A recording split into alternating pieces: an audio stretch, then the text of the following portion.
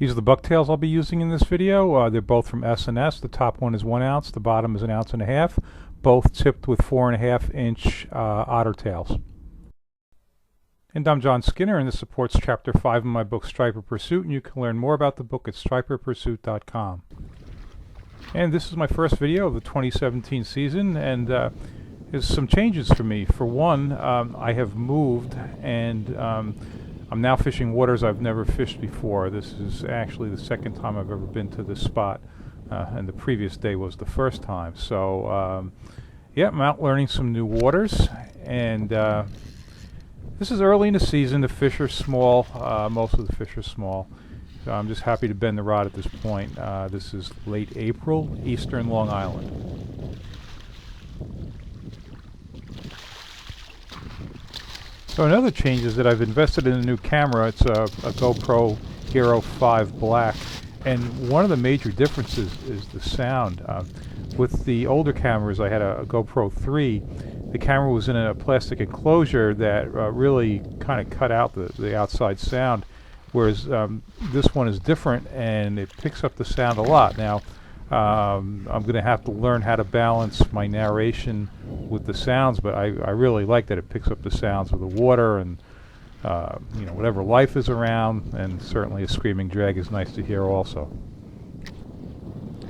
Another difference, and I really like this, that the camera has image stabilization, and so far from the pieces of video that I've watched, it does a very nice job of reducing the camera shake, and that's always an issue when fishing, especially if you work a pencil popper. It's always bouncing around. So hopefully I'm going to have nicer quality videos this year.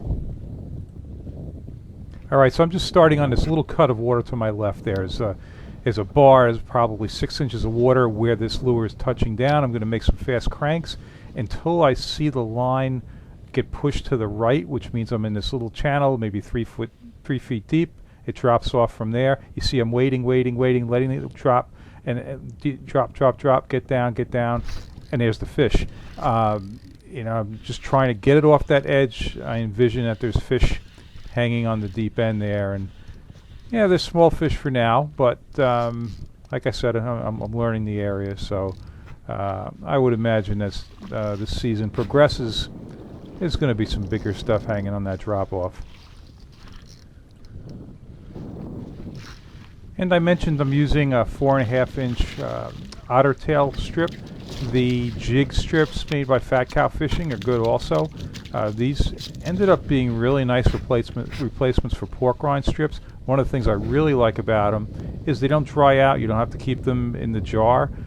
So if you look at my bag, you're going to see, you know, 3, 4, 5 bucktails are going to have these strips on them, and I don't have to, you know, put them back in the jar. And I know that sounds really lazy, but that's a huge convenience, I think, not having to worry about spilling the liquid and, you know, having the pork rind strips dry out.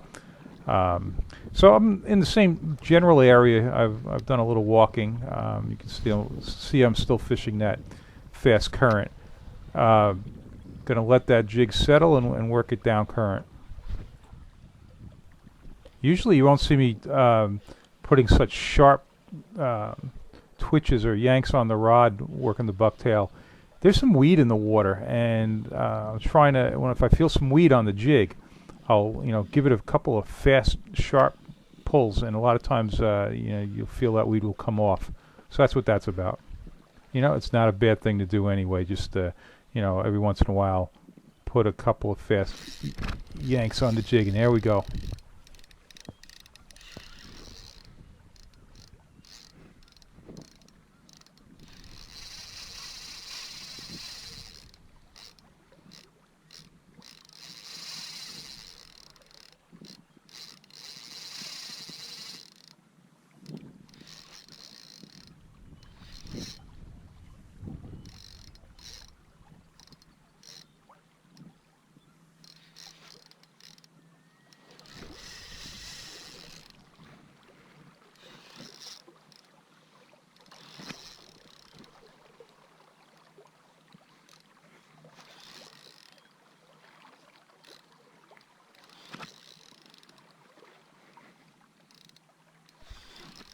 Obviously a better fish there, but it's got some help from the current too, and it's definitely taking advantage of that.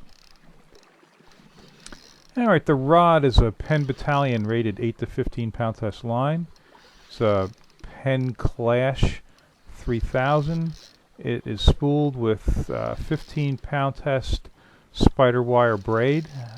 It's spider wire ultra cast braid. And at the end of the braid I have about a 30-inch leader of 30 pound test monofilament terminated at the lure with 50 pound tactical angler's clip. That's the small one, and the braid is joined to the leader with a small Tsunami Centro barrel swivel. A Spro barrel swivel would also be a good choice. I'm definitely using one of those two brands, either Tsunami Centro or Spro.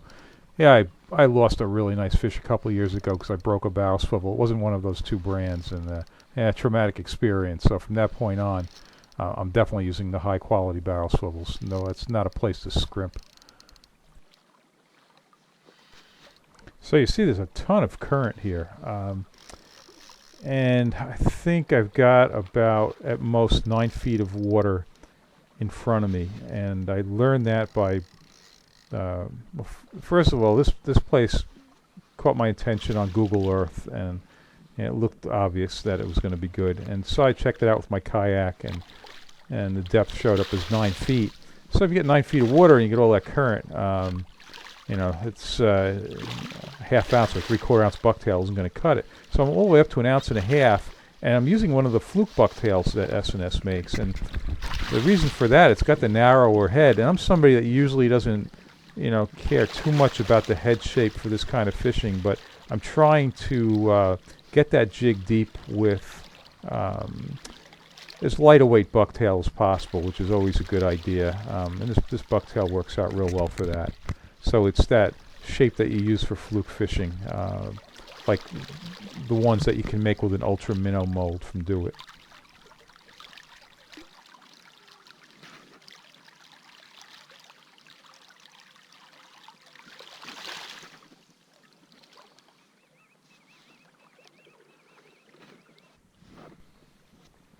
All right, let's do one more fish here and talk a little bit about the approach with the bucktail. So I'm casting to the opposite end of the channel, so you saw a couple of fast cranks there, and that's because I'm actually crossing over the entire channel, landing into about 2 feet of water, and I know that because I've kayaked over to the other side. I really like to understand the structure that I'm fishing, and kayaks are a really great tool for that. You can see I'm just letting it bounce down current. It's very much like inlet fishing. Taking a few cranks whenever I feel it. I don't want it dragging. I want it to glide just off the bottom. Just let it float down current. Occasional tap of the bottom. There we go. And it's another smallish fish.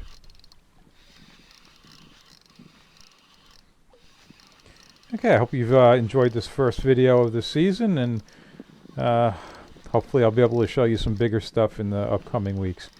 All right, thanks for watching.